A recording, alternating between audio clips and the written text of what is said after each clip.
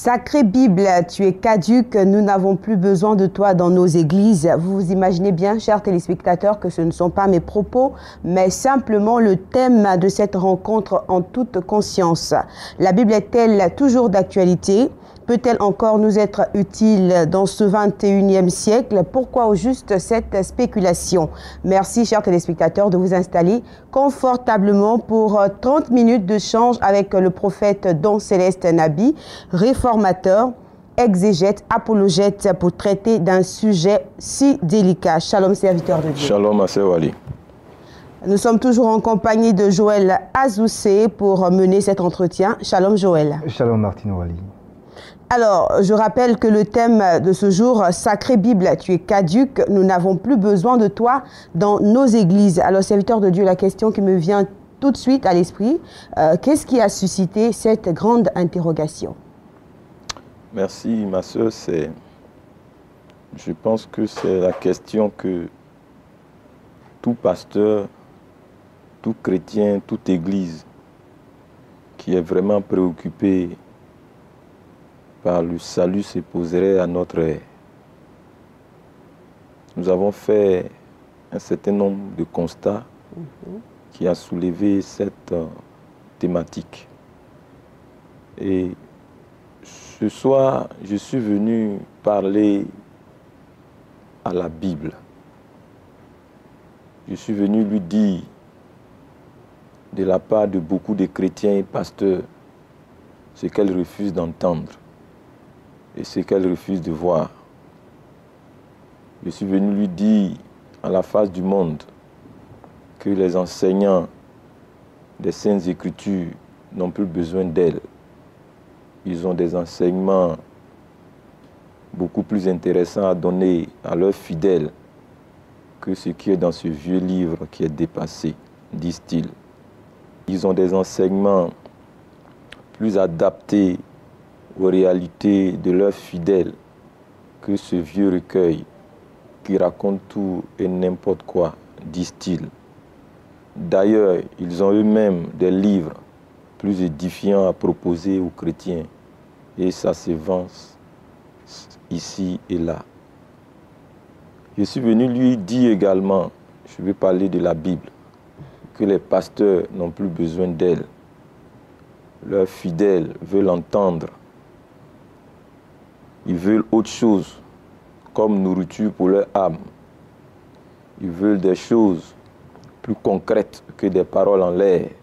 Ils veulent des biens matériels plutôt que de vieilles feuilles et des expressions révolues, disent-ils. Ils veulent de l'argent pour couvrir leurs charges plutôt que des promesses jamais tenues ou des choses qui concernent un futur éternel fantoche et très incertain, disent-ils, madame. Je veux également dire à la Bible que les évangélistes du moins, n'ont plus besoin d'elle. Les miracles parlent plus fort que tout ce que raconte ce gros livre, apparemment vétuste.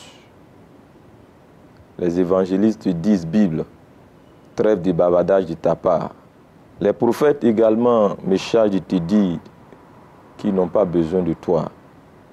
Ils ont des révélations beaucoup plus extraordinaires venant de Dieu ou même à partir d'autres sources non divines. Les prophètes disent que les révélations de Dieu écrites dans les Écritures sont révolues. Les apôtres également disent qu'ils n'ont plus besoin de toi. Ils ont des églises à implanter ça et là, plutôt que d'aller se fatiguer, perdre le temps à apprendre la parole de Dieu aux gens. Ils sont fatigués de ce casse-tête inutile à étudier la parole de Dieu et à vouloir défendre la saine doctrine. Il n'y a rien dedans. Il n'y a pas d'argent à gagner dedans. Les diacres et les anciens également n'ont plus besoin de toi à la Bible. Ils disent de les laisser avoir une vie ordinaire et normale avec leur maîtresse dans l'alcool à outrance et autres vices qui sont des devises pour eux. Les chantres également te disent qu'ils n'ont pas besoin de toi à la Bible.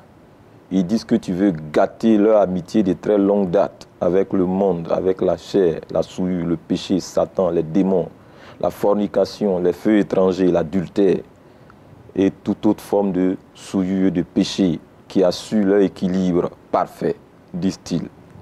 Avant de finir, les bishops également n'ont plus besoin de toi à la Bible, c'est ce qu'ils disent. Ils disent que tu les empêches de régner et de dominer sur le peuple, sur les âmes. Ils disent que tu veux les réduire en serviteurs plutôt qu'en maîtres. Ils sont dégoûtés de ton esclavage et de ta servitude. Ils disent qu'ils veulent aller à d'autres sensations et pratiques obscures plutôt que de s'éterniser dans tes principes trop simplistes. Ils disent vouloir expérimenter ce qui se passe également dans l'autre monde, dans les profondeurs des ténèbres. Ils te disent, toi la Bible, tant pis pour toi. Ils peuvent progresser sans toi. Et enfin, les païens également se sont prononcés. Ils disent que tu as trop de principes, tu es trop encombrante, tu veux les empêcher d'être libres et de corrompre, de mentir, de voler, de faire des surfacturations. Tu veux que coûte les rendre saints et faire d'eux des enfants de Dieu. Ils disent de te dire de ne pas perdre ton temps. Ils tiennent à être et à demeurer enfants de Satan et à aller où ils s'en iront au siècle des siècles, dans le temps de feu et de soufre. D'ailleurs, ils disent qu'ils préfèrent l'enfer. Ils disent qu'ils ont fait leur choix. Ne perds pas ton temps à vouloir les sauver. Ils préfèrent l'obscurité des ténèbres. Ils préfèrent l'ignorance. Et puis d'ailleurs, disent-ils, si quelqu'un tient à aller en enfer, toi la Bible, où se trouve ton problème? Alors, bien évidemment, sacrée Bible, tu le vois bien, tu es véritablement indésirable. Les chrétiens disent qu'ils parviendront à aller au ciel sans ton concours. Tous s'accordent à dire que tu es un trouble fait et d'aller te faire voir ailleurs. Il dit de bien vouloir te taire à jamais les concernant. Sinon, en bon entendeur, salue-toi la Bible. Alors, avant de vous passer le micro, Madame Wali et mon frère Azoussé, voici la problématique. Faut-il enterrer la Bible à jamais? Faut-il faire taire la Bible dans nos églises? Qu'arrivera-t-il si nous muselons la Bible dans nos assemblées? Où trouver le véritable message de l'évangile de nos jours? Que deviendra la Bible d'ici 50 ans, 100 ans, 200 ans et plus? Trouverait-on encore la foi authentique dans nos églises? Voici les questions. Je suis à vous. Voilà, c'est vrai que je vous ai suivi avec beaucoup d'intérêt. À vous entendre parler, on pourrait croire que vous exagérez un peu, mais quand on se réfère aux différents actes que nous commettons, nous posons tous les jours, à comprendre ce que vous dites, on peut se rendre compte que vous traduisez là les actes de tous les jours, les faits de tous les jours, au travers de ces propos-là. Vous m'avez parfaitement compris. J'ai utilisé ce qu'on appelle en français une figure de style. On appelle ça précisément l'ironie. Ouais. Voilà. Je suis à vous. D'accord. Alors, serviteur de Dieu, vous personnifiez la Bible et vous lui rendez compte de bon nombre de situations. Je veux dire, est-ce que tout ce que vous avez dit, est-ce que c'est vraiment justifié? Madame Wali, je vous ai dit que nous avons fait un certain nombre de constats. D'accord. Alors, permettez-moi de vous faire part de ces constats et vous verrez que mes propos sont très loin d'être des propos en l'air. D'accord. Alors, bon, le constat, c'est que la parole de Dieu qui est prêchée, enseignée et révélée de façon authentique est rare, plus que jamais dans nos églises. Les prédications sont faites sous contrôle. Les messages sont dictés depuis quelque part. L'autorité est déplacée de l'onction à la fortune. C'est-à-dire qu'aujourd'hui, c'est celui qui est fortuné qui a le pouvoir dans l'Église. La liberté n'est plus laissée au prédicateur d'être conduit par le Saint-Esprit parce qu'il risque de sortir des choses compromettantes ou qui mettent mal à l'aise. Il faut museler le Saint-Esprit. Et s'il refuse, il faut le congédier de force, manu militari. Alors, il est donc clair que les païens et les chrétiens, les pasteurs et les fidèles sont tous unanimes pour se débarrasser de la Bible, sinon l'inhumer, comme au temps d'Hérode et Pilate, qui hier sont devenus amis d'ennemis qu'ils étaient, juste pour régler la question de Jésus qui troublait leur quiétude. Et je voudrais dire oui, la Bible dérange trop, Madame Wali. il faut la faire taire. C'est l'ennemi à abattre. Et avec lui, tous ceux qui oseront défendre l'orthodoxie doctrinale, c'est-à-dire l'authenticité des Saintes Écritures. Il faut absolument faire taire la Bible par tous les moyens. Et également faire taire tous ceux qui persistent à vouloir la défendre ou à vouloir transmettre son contenu fidèlement, même si ces personnes qui agissent ainsi ne sont pas en grand nombre. Dans tous les cas, quoi qu'il en soit, toutes les stratégies sont déployées de nos jours pour amener ceux qui défendent l'orthodoxie des Écritures à se taire, pour les réduire au silence. C'est ce qu'on appelle la néo-inquisition. Mais, madame, la chose la plus paradoxale, c'est que la Bible ne dérange pas ceux qui doivent l'entendre, c'est-à-dire les fidèles. Mais la Bible dérange surtout ceux qui l'enseignent. Je vais parler des pasteurs et autres guides religieux. Et je veux dire, oui, sacrée Bible, tu déranges véritablement.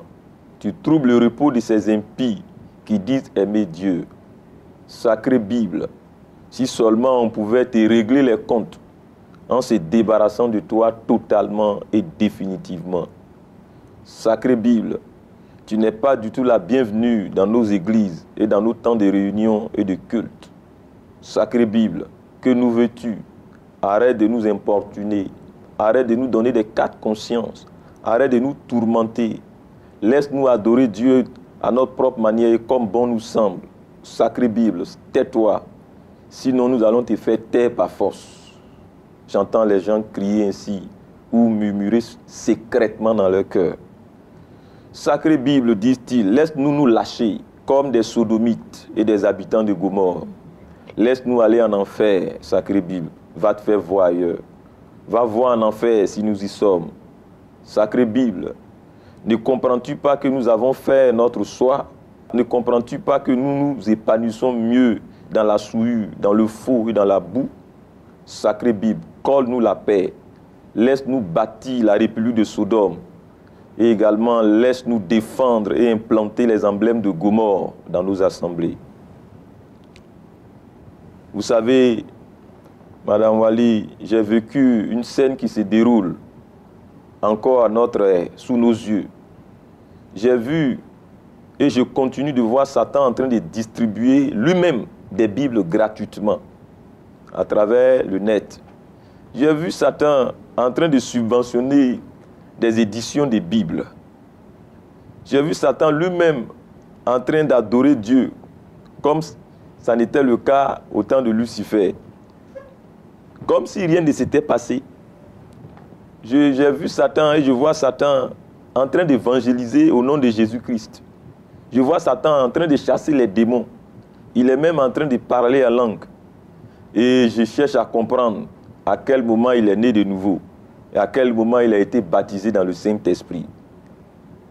Et je vois que quelque chose cloche, quelque chose ne tourne pas rond. En fait, ce que je sais de Satan depuis, c'est qu'il s'est fait baptiser et que lui-même baptise. Mais ce qui m'étonne, c'est sa nouvelle naissance et son baptême dans le Saint-Esprit. Alors je me pose la question de savoir si Dieu lui aurait pardonné, Satan se serait-il enfin repenti? Que Dieu nous le dise et nous allons arrêter de lui livrer bataille et l'accueillir comme frère. Et d'ailleurs, Madame Wali, si c'était pour se réconcilier avec Satan et ses démons, pourquoi Dieu a-t-il mis tant de temps? Pourquoi a-t-il laissé tant de personnes souffrir et mourir de façon si atroce? Pourquoi a-t-il laissé se dérouler l'inquisition? Pourquoi a-t-il dit que le Fils de Dieu a apparu pour détruire les œuvres du diable dans 1 Jean 3, verset 8? Dieu nous aurait-il trahi, chrétiens du monde entier? Serait-il en train de jouer à notre esprit? Attention, attention, je suis venu sonner l'alarme. Ne croyez point à la collaboration de Satan pour le compte du bonheur de l'humanité. Ne croyez point aux promesses de conversion de Satan et de celles de ses démons. C'est lui l'ange de lumière. Il est menteur et père du mensonge. Le péché est dans son ADN. C'est sa nature. Il ne se repentira jamais. Son sort est connu et scellé. Ne vous laissez pas distraire. Les Écritures sont claires. Le Seigneur reviendra et nous irons à sa rencontre dans les airs pour la félicité éternelle à venir. Satan et ses démons seront damnés et avec lui tous ceux qui auront refusé d'accepter notre Seigneur comme Jésus-Christ et comme Sauveur et Seigneur et qui auront suivi Satan sciemment ou par ignorance. Ils seront tous ensemble jetés dans le temps de feu et de soufre pour l'éternité au siècle des siècles. C'est cela la seconde mort, l'éternité en enfer. Avant de vous passer le micro, je voudrais vous dire, à vous téléspectateurs du monde entier, c'est bien pour pouvoir brouiller les pistes de cette réalité irréversible que Satan et ses démons et leurs suppôts humains se battent avec hargne pour anéantir les Écritures. Et nous nous tenons sur ce plateau pour défendre les Écritures. Tu sens un profond vide en toi. Tu sens que quelque chose te manque. Viens vivre l'évangile prêché, expliqué et révélé dans toute sa pureté et dans la puissance du Saint-Esprit à Disseva, la mission de l'évangile authentique à Cocody à Toban, derrière le Manhattan Suite Hotel, tous les dimanches de 9h à 11h30. Orateur principal, le prophète Don Célestin. Viens, toi qui es confus, déçu et découragé. Viens, toi qui as fini par abandonner la foi malgré toi. Viens, toi, dont l'âme soupire après un salut vrai et une foi chrétienne vivante. Viens et tu verras, il y a un reste qui est demeuré fermement attaché à la vérité et à Christ. Contact 07 13 18 54 41 00 17 39. Shalom. Comment Satan pourrait-il subventionner les Bibles, parler en langue, faire des délivrances au nom de Jésus-Christ? Vous n'avez jamais vu des gens qui ne sont pas nés de nouveau qui parlent en langue? Ça se voit même. Des païens qui chantent et qui parlent en langue. Vous n'avez jamais vu ça, M. Azoussé? Ils sont pleins. Ils parlent en langue. Satan, je vais vous faire des confidences tout à l'heure. D'accord. Comment Satan finance certaines maisons d'édition de la Bible. Et moyennant quoi? J'en viendrai au détail. Mais il y a un complot dingue qui se trame contre l'Église et contre les Saintes Écritures dans l'obscurité des ténèbres. Et je suis venu dévoiler cela. Alors, Satan et ses démons donc auraient des stratagèmes, serviteurs de Dieu, pour anéantir la parole de Dieu. Alors qui, parce qu'on ne voit pas Satan ni ses démons, alors qui donc est à la base de cette tentative d'anéantissement de la parole de Dieu dans la foi chrétienne aujourd'hui? Merci madame. Bon, pour vous répondre simplement, il est certain que derrière cette machine se cachent bien évidemment Satan et ses démons. Mais vous savez, le comble dans cette affaire de tentative d'éradication de la parole de Dieu, c'est que cela est fait avec la complicité des guides religieux, ceux que je qualifie de néo-pharisiens, néo-sadduciens, néo-scribes, et c'est dommage. Voici les paroles de notre Seigneur à ce propos, dans Luc 11, verset 47 à 52. Malheur à vous, docteurs de la loi. À qui il parle? Les docteurs de la loi, les dépositaires de la loi, les spécialistes de la loi. Malheur à vous parce que vous avez enlevé la clé de la science. Vous avez enlevé la clé de la science. Vous n'êtes pas entré vous-même et vous empêchez d'entrer ceux qui le voulaient. Vous voyez comment c'est triste? C'est pour dire quoi, Madame Wali? C'est pour dire que ces guides religieux actuels se savent eux-mêmes perdus et condamnés. Ils ont fait un triste choix, celui de servir Satan indirectement. Celui d'empêcher le grand nombre d'avoir accès à la vérité, d'être sauvé. Celui de faire converger dans le temps de feu et de soufre le plus grand nombre de personnes, des fois sincères dans leur quête de vérité. Celui de maintenir le plus grand nombre possible dans les ténèbres du péché et de l'ignorance.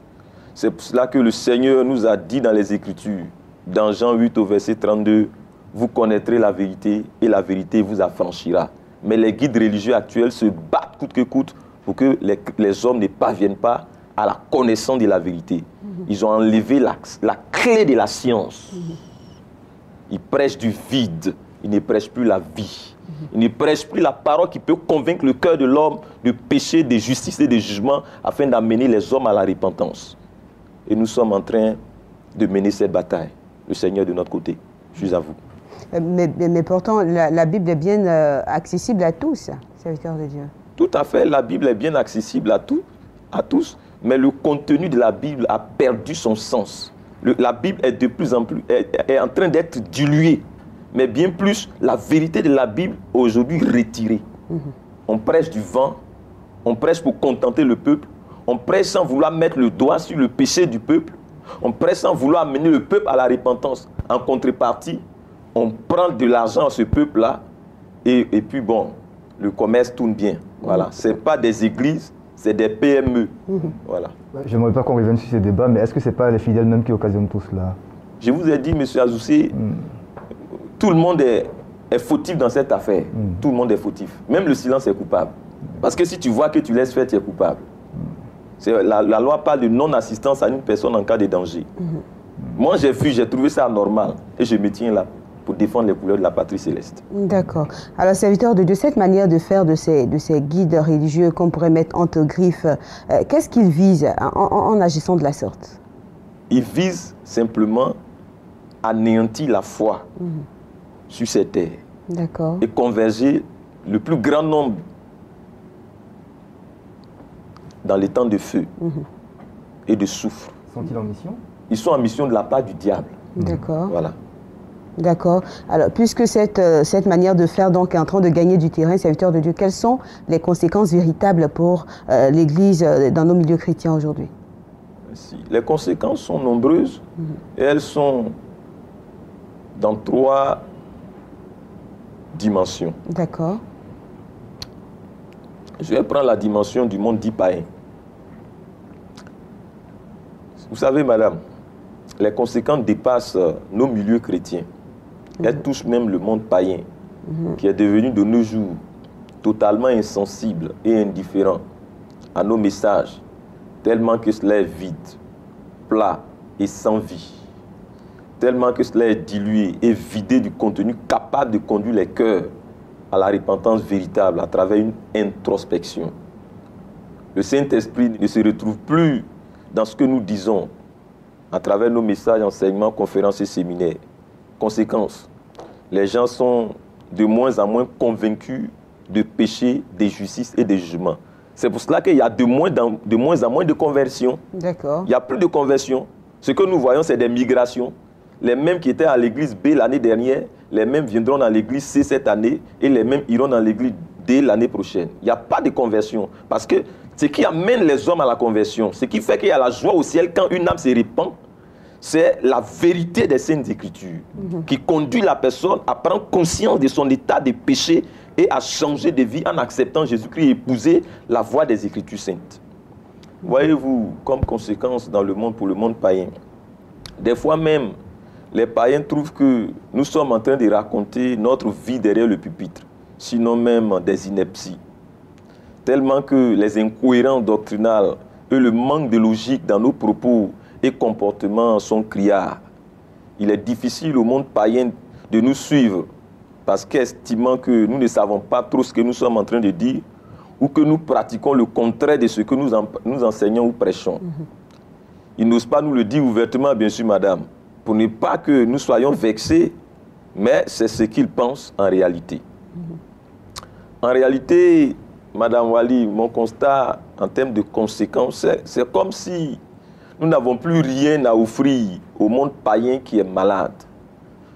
Nous sommes incapables de donner la vie à ces ossements desséchés, car la véritable parole de Dieu, qui est esprit et vie, a disparu de nos églises. Le reste, c'est du folklore, c'est du bazar, c'est du bavardage, c'est du vain verbiage. La société est en train de se désagréger sous nos regards impuissants. Tout est en train de se mélanger sans que nous puissions y apporter un brin de solution. La lumière que nous sommes a perdu son éclat qui est capable d'éclairer ceux du monde qui sont de plus en plus sans frein et plongés dans l'obscurité des ténèbres et de la cécité spirituelle. Le sel que nous sommes a perdu sa saveur qui est capable de retarder ce monde qui est en putréfaction morale, civilisationnelle et culturelle. Conséquence, le péché bat son plein, et dans l'Église et dans le monde. Parce que le seul élément qui est capable de freiner ou d'endiguer le péché sous ses formes les plus variées qu'est la parole de Dieu, a quitté nos églises, qui sont désormais devenues des centres mortuaires, moribonds et morbides. Vous avez des questions avant que je puisse aller aux conséquences pour l'Église elle-même? Voilà, à vous entendre parler, on pourrait croire que le monde chrétien spirituel va mal et que nous sommes tous en danger. Vous voyez, vous tirez les bonnes conclusions. Vous tirez les bonnes conclusions, mais c'est ce qui est. Ouais. Voilà, le monde d'aujourd'hui nous nargue. Voilà, le monde s'épanouit devant nous. Voilà. Maintenant, vous voulez que je vienne aux conséquences par rapport à l'Église? Pour ce qui est de l'Église elle-même, que voyons-nous comme conséquence de cette carence doctrinale, du vrai coq à l'âne, pendant les prédications et enseignements, du contenu n'ayant aucun rapport avec les thèmes accrocheurs d'appât qui sont sur les affiches envoûtantes? Que de bruit pour accoucher du vent. Finalement, les affiches ont fini par dégoûter toutes les personnes sérieuses dans leur quête de Dieu et soucieuses de l'éternité de leur âme. Oui, la vraie triste réalité, c'est que les pasteurs ne savent plus prêcher ni enseigner la parole de Dieu. Ils racontent leur vie derrière le pupitre.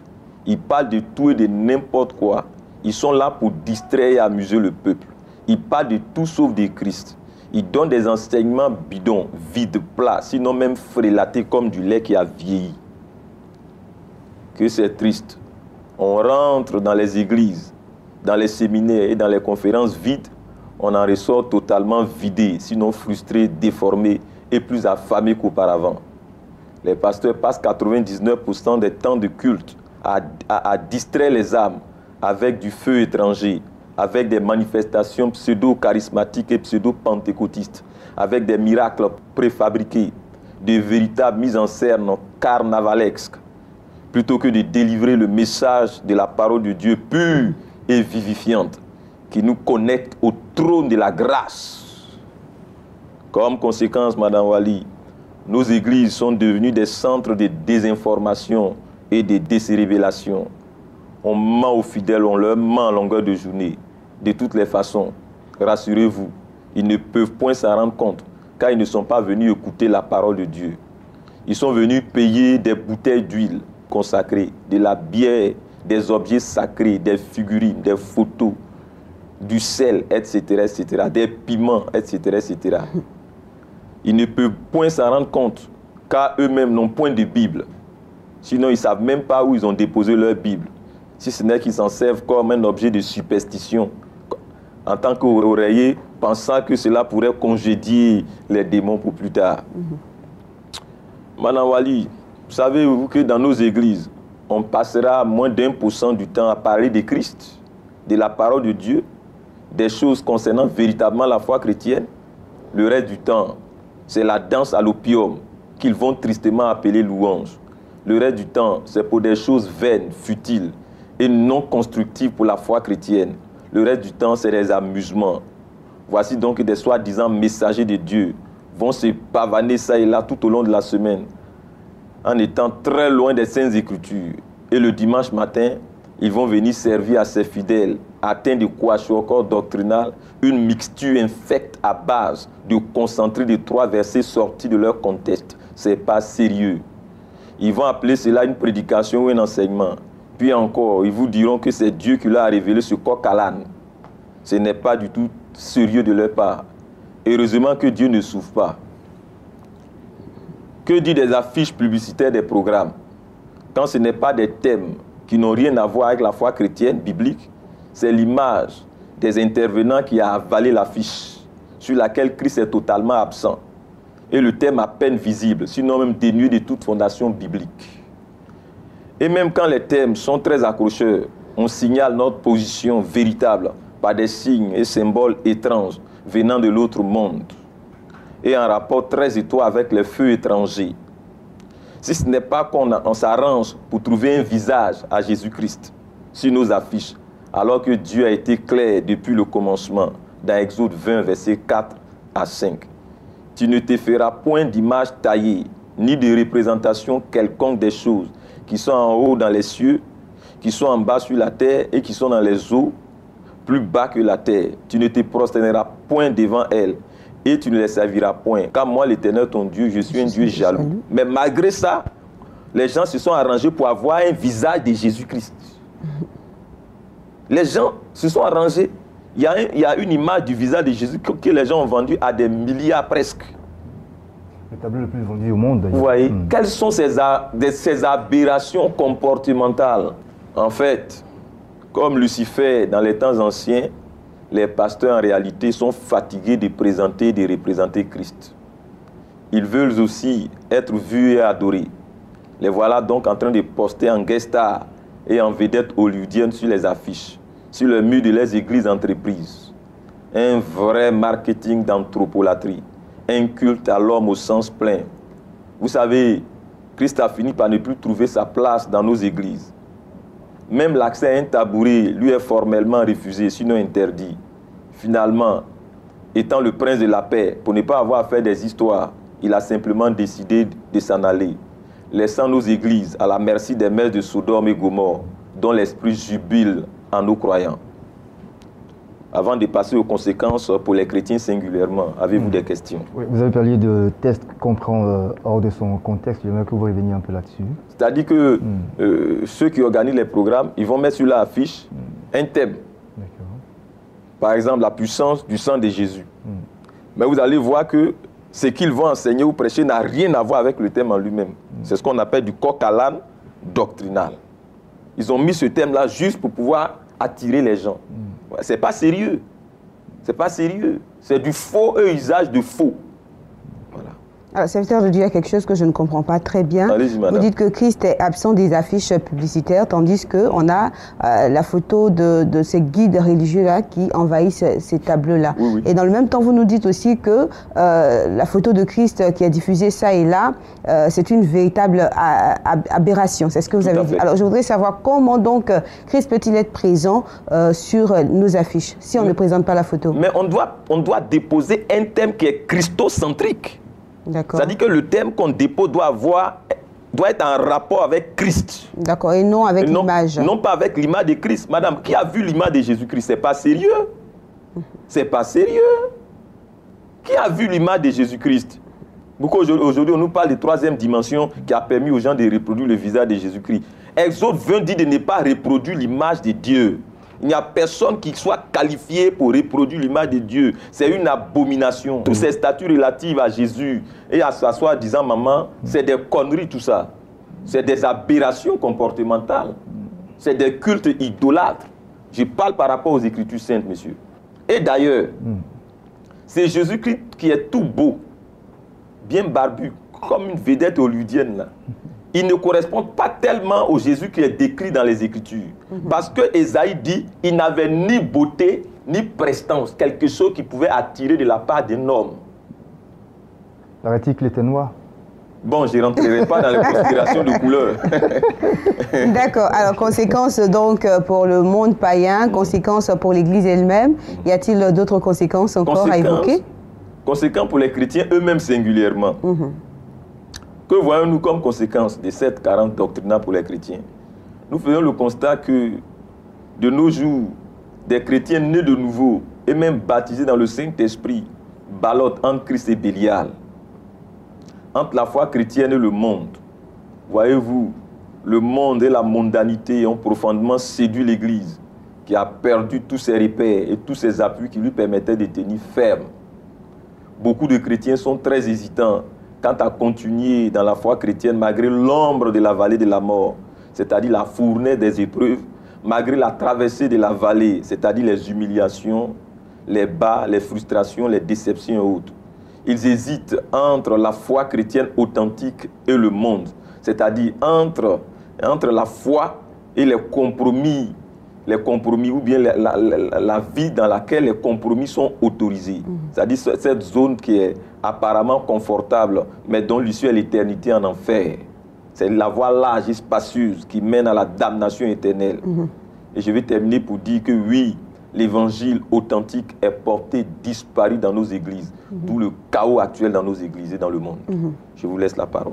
Et plus nous avançons dans le développement de ce thème, mieux nous comprenons que la Bible est en train de perdre sa place pour le grand désarroi de l'Église, des chrétiens eux-mêmes et pour le monde païen qui attend pourtant avec un ardent désir la révélation des fils de Dieu, ce qui doit se faire bien entendu en comptant avec la parole de Dieu qui est incontournable. Voilà, ça a été un réel plaisir pour nous d'être en votre compagnie. Vous avez la possibilité de retrouver Diceva avec ce compte Facebook Mission Diceva, également en appelant sur les différents numéros qui s'affichent au bas de votre écran. Moi, je vous dis à la semaine prochaine. Que Dieu vous bénisse. Shalom.